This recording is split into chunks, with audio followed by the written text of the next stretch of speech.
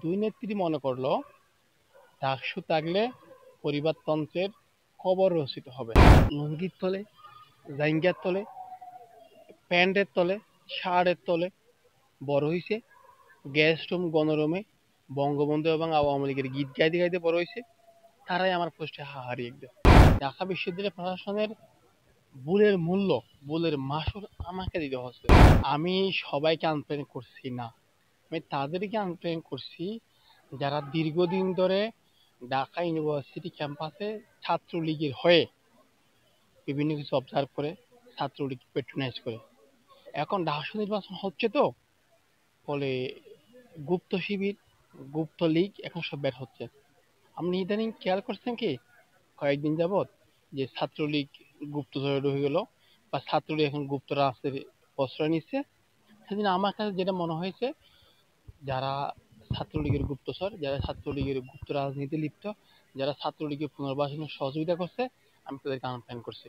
24-এর গণ অভ্যুত্থানের প্রথম কর্মসূচি ঘোষণাকারী হিসাবে, 18 সালের কোরিয়ান হত্যা আন্দোলনের সংগঠক হিসাবে, কেন্দ্রীয় কমিটির যুগ্ম আহ্বায়ক হিসাবে এবং আইন আদালতের সমন্বয়ক হিসাবে আমি কখনো ফ্যাসিস্ট আওয়ামী লীগের সঙ্গে বন্ধুত্ব করতে পারি না। এই জন্য আমি নতুন নতুন যারা হচ্ছে আওয়ামী লীগ আবার আবির্ভাব হচ্ছে, তাদেরকে আমি আহ্বান করে দিচ্ছি।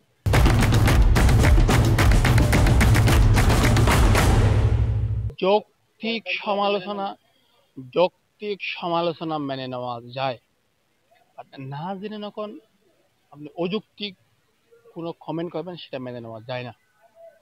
কোনো কিছু জেনে, কোনো কিছু বুঝে, কোনো কিছু শুনে সমালোচনা করা ভালো, কিন্তু কানে শোনা কথা দিয়ে যৌক্তিক সমালোচনা করা যায় না। যৌক্তিক সমালোচনা করতে হলে অনেক তথ্যপাত্র লাগে। সেজন্য আমি মনে করি যারা হচ্ছে একেবারে কানে শুনে এই যারা সমালোচনা করে, আমি তাদেরকে আনফ্রেন্ড করতেছি। এমনও অনেকে বলে যে ভাই আপনাকে তো ঢাকা ইউনিভার্সিটি বহিষ্কার করেছিল। আর ভাই আমাদের ঢাকা ইউনিভার্সিটি কোনো বহিষ্কার করে নাই। ঢাকা ইউনিভার্সিটি আমাকে ভাইবা থেকে বাদ দিয়েছিল।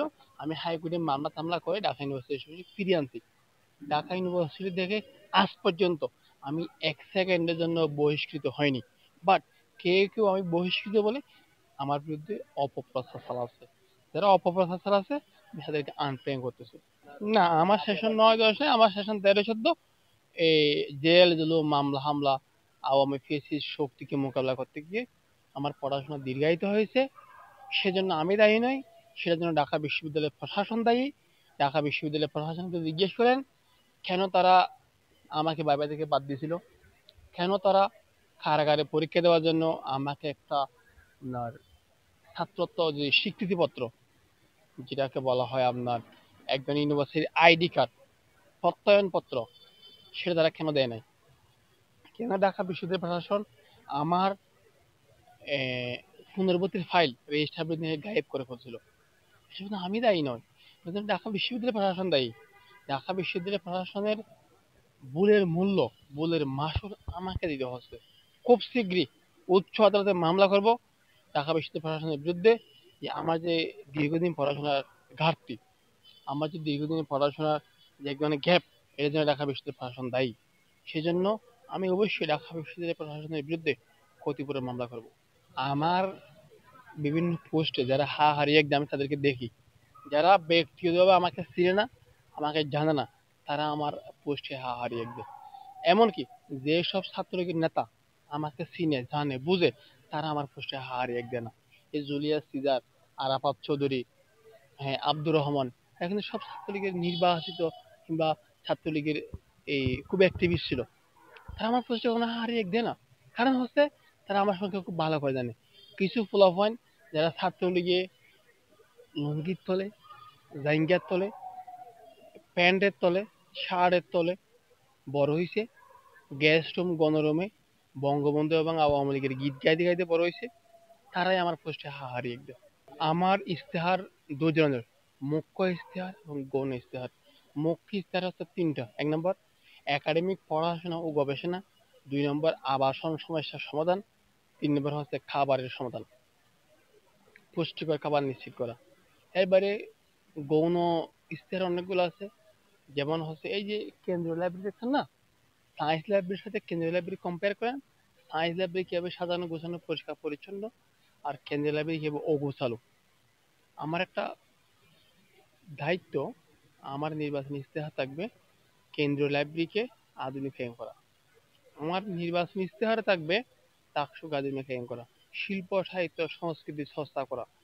একজন শিক্ষার্থী ঢাকা বিশ্ববিদ্যালয় থেকে শুধুমাত্র একটা সার্টিফিকেট নিয়েই বের হবে না, একটা চাকরি নিয়েও বের হবে। অন্তত এমন সার্টিফিকেট নিয়ে বের হবে যে সার্টিফিকেট দেখে তাকে চাকরির জন্য মানুষ খুঁজবে। শিক্ষার্থীরা চাকরি খুঁজবে না, বরং বিভিন্ন কোম্পানি শিক্ষার্থীকে খুঁজবে চাকরি দেওয়ার জন্য। বাংলাদেশের অন্য নির্বাচনের চেয়ে একটু আলাদা, কারণ বাংলাদেশের অন্যান্য নির্বাচন প্রতি 5 বছর পর পর হয়, কিংবা পেশাজীবীদের নির্বাচন প্রতি 1 বছর পর পর হয়। আপনি যদি সুপ্রিম কোর্ট বারের সাথে ডাকসু তুলনা করেন, শিক্ষক সমিতির সাথে ডাকসু তুলনা করেন, বিএম এর সাথে ডাকসু তুলনা করেন, সেই হিসাবে ডাকসু প্রতি বছর হওয়ার কথা, কিন্তু সেই ডাকসু গতবার 28 বছর পর হয়েছিল, এবার 6.5 বছর পরে হচ্ছে। সেজন্য গণতান্ত্রিক বিভিন্ন রীতিনীতি, নির্বাচনের বিভিন্ন নিয়ম, electoral process, electoral manual, electoral law এখানে দীর্ঘদিন চর্চা নাই। নির্বাচনের কি নিয়ম তা অনেক শিক্ষকও জানে না, ছাত্ররাও জানে না। প্র্যাকটিস নাই তো।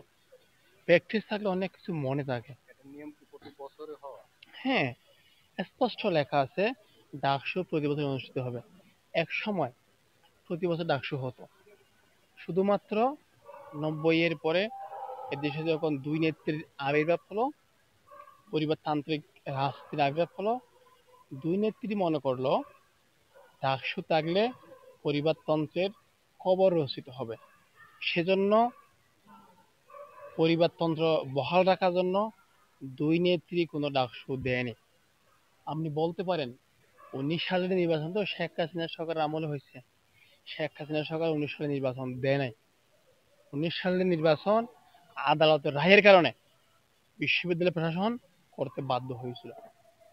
আমাদের স্মরণ করিয়ে দিতে চাই, 2018 সালে সুপ্রিম কোর্টের আইনজীবী মনজিল মোরশেদ ইউনিভার্সিটির কিছু সাবেক শিক্ষার্থীদের করা রিটের প্রেক্ষিতে উচ্চ আদালত ডাকসু নির্বাচন করার জন্য আদেশ দিয়েছিল। বরং ঢাকা বিশ্ববিদ্যালয় প্রশাসন সে নির্বাচনকে ছিনিয়ে বিনিয়ে ইনিয়ে বিনিয়ে এদিক ওদিক নিয়ে গেছে। যখনই মনজিল মোরশেদ সাহেব ঢাকা বিশ্ববিদ্যালয় প্রশাসনের বিরুদ্ধে আদালত অবমাননার অভিযোগ আনলেন, তখন ঢাকা বিশ্ববিদ্যালয় প্রশাসন তড়িঘড়ি করে ছাত্রদলকে সংলাপে আনলো, যাতে আদালত অবমাননা থেকে রেহাই পাওয়া যায়। আমরা তখনও ছাত্র ছিলাম তো, আমরা এগুলোর সাক্ষী। নতুন যারা এসেছে তারা অনেক কিছু জানে না, অনেক কিছু বোঝে না। ছাত্রলীগের যে সে নাটক সংলাপ, বলে না নাটক কম করে প্রিয়, আওয়ামী লীগ এবং ছাত্রলীগ রাষ্ট্রীয় নাটক কম করে নাই, সেই নাটকের সাক্ষী আমরা। এবারের পরিবেশটা 19-এর পরিবেশ অনেক ভালো, এটা একেবারে নিঃসন্দেহে সবাই স্বীকার করবে। বাট একটি অবাধ, সুষ্ঠু, নিরপেক্ষ নির্বাচনের জন্য প্রশাসনের পক্ষ থেকে যথেষ্ট ম্যাটেরিয়ালসের ঘাটতি আছে। সেই ম্যাটেরিয়ালসের ঘাটতি পূরণের জন্য আমরা অচিরেই উচ্চ আদালতের আশ্রয় নিব। প্রশাসন কোনো যৌক্তিক ব্যাখ্যা দেয় নাই একদিন কেন বাড়ানো হয়েছে। ছাত্রদল থেকে অভিযোগ করা হয়েছে যে তাদের দলীয় নেতাকর্মীদেরকে নমিনেশন ফরম তুলতে বাধা দেওয়া হয়েছে, এটা অভিযোগ। সম্ভবত ওই অভিযোগের প্রেক্ষিতে প্রশাসনে যেহেতু একটু ভুল ত্রুটি বিচ্ছুতি ছিল, ওটা এড়ানোর জন্য প্রশাসন হতে একদিন বাড়িয়েছে।